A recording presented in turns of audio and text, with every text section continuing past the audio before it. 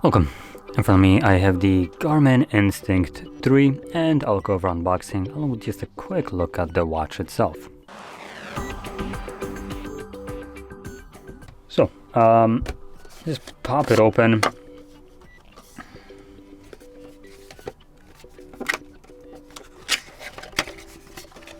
There we go. We have the proprietary charger, Garmin Special, and we get the watch. Now I kind of just thought about something. So Garmin comes with a proprietary charging plug.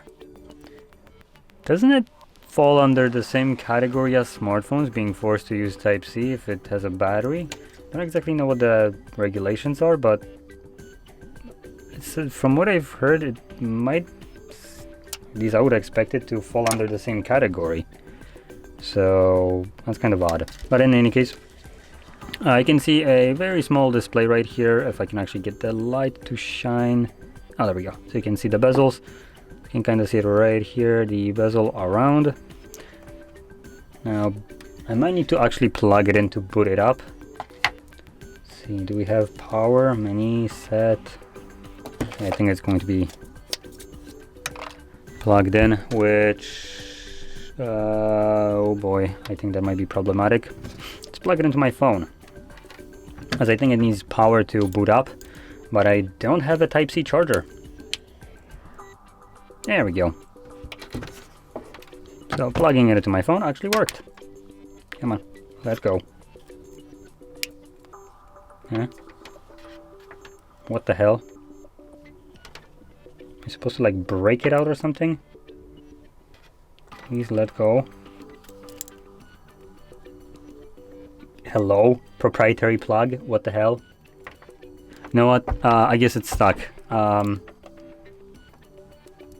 straight up just cannot unplug it, and I could just straight up yoink on it, but that just gives me the heebie-jeebies that it's gonna break. Great design, Garmin. Your proprietary plug. Now I can wear it as a, I don't know, a keychain. Yeah. Now I want to point out that this, like, I am straight up like yoinking on it. If I grab by the actual like this, you can kind of possibly see how hard I would be yoinking on this. I am like pulling on it. Now with this being flipped, I am actually scared that this probably would break before this lets go. So yeah, like I said, I could just straight up pull on it, but I don't know why it's stuck. In any case, it's something that I kind of felt might happen eventually with this kind of plug, as it is just weird. Instead of being magnetic like every normal phone, not phone but watch has it, they had to be quirky and make it just dog shit, like they've done. And they've done it a long time ago, and it just hasn't been changed ever since. Which is kind of comical that I started this video by talking about Type-C port, which would never have this problem. So yeah. Now, this adds a little bit more salt to injury, considering this watch ain't cheap. It costs whopping $500.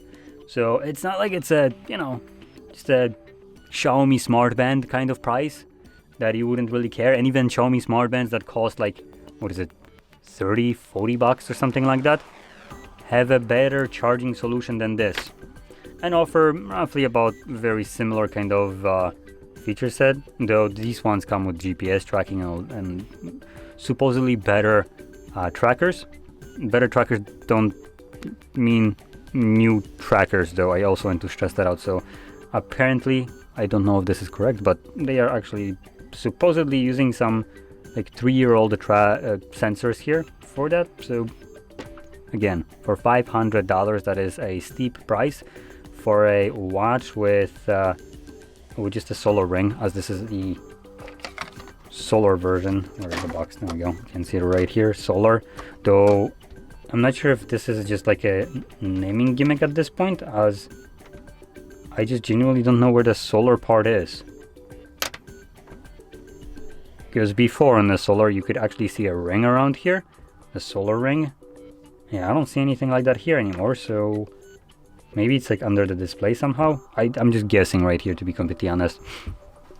Supposedly it's solar, and it is primarily designed for outdoor usage, unlike some fitness trackers like I said, the Xiaomi bands, which are more to track your heart rates and just exercises. This is more to track, for instance, your positions, elevations, and stuff like that. So it does have a little bit of a different use case scenario, but it's still egregiously expensive for what it offers. And like this is just an L right here. So in any case, one more thing that I do want to point out is this has some kind of like I don't exactly know, this is not, I don't think this is LCD display, or it is, but it's not like the, you know, it just looks kind of like an outdated watch kind of display kind of thing, which is designed for power saving feature, I would describe this as. I don't exactly remember what the type of the display here is. It does have, I think, even two displays, because this one is separate from this one. This isn't also a touch display, so you do need to use buttons for everything. And the reason I'm pointing that out is because there's also a AMOLED version of this same exact watch, which costs the same amount basically.